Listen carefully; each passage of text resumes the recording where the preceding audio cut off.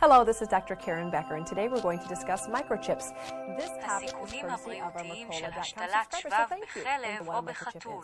A microchip is a teeny tiny glass vial. It's about the size of a grain of rice, and it contains a radio transmitter, an antenna, and a computer chip with a 10-digit code on the chip. The microchip can begin to migrate. It can move.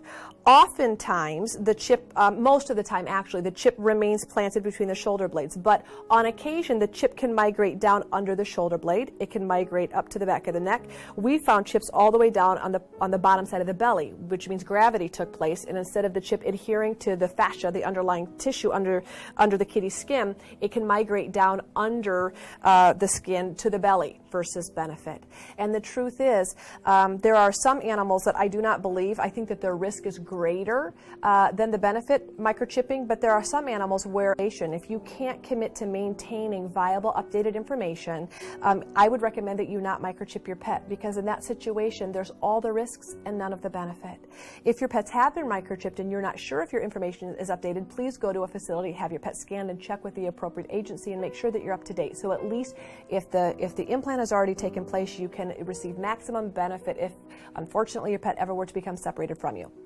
What's really important in terms of risk is to recognize that anytime you put a foreign body or a foreign material in your pet, whether that's a glass bead in the form of a microchip, whether that's a synthetic tendon or ligament in a knee repair, whether that's a plate, a metal plate, or a steel rod for a fracture repair, there's the potential for the body to reject that particular foreign material, and a microchip is no different. So what happens in 2 documented cases in veterinary medicine is that sarcoma or fibrosarcoma, 2 types of soft tissue tumors, occurred at the site of injection. Now, 2, in my opinion, is not very many, and the truth is, I think that there have been many, many more that have not been honestly documented.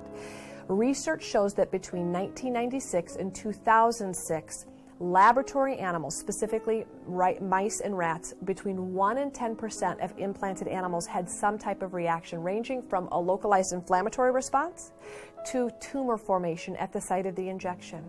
Needless to say, it's important to recognize that implantation of any foreign material in your pet's body is a risk. If you believe that your pet is safe in your home, you have an indoor house cat, you have a dog that is never far from you in terms of leash, you don't let your dog off leash, most importantly, you've established a good relationship with your dog and an excellent recall, which means your dog knows its name and he comes when he's called, there's a very good chance that you do not need microchips, and really the risk outweighs the benefit.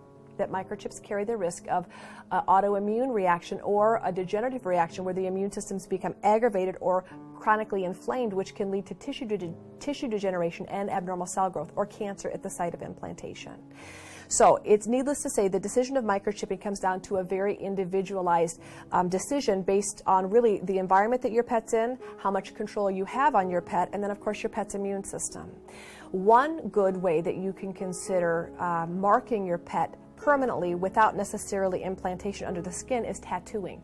And if you've not thought about tattooing, while your pet, your dog or cat, is under for anesthesia, let's say for spay and neuter, your pet can permanently implant your phone number on the inside of your pet's thigh. But it is important to recognize that phone numbers change. So this is a really hotly debated topic in veterinary medicine. It's really important that you weigh risk versus benefit, and above all, it's important that you're making wise decisions that fall into your perspective and lifestyle that allows you to be able to make the best decisions for the pets in your care. הרפואה הגדולה מכולן היא ללמד אנשים איך לא להזדקק לה. Dear Dog Life רוצים עוד מקרן בקר? כנסו לדף Dear Dog Life כדי למצוא עוד סרטונים שלה. רוצים להצטרף לקהילה שלנו? כנסו לקבוצת הפייסבוק כלבים וחתולים חוזרים אל אמא טבע.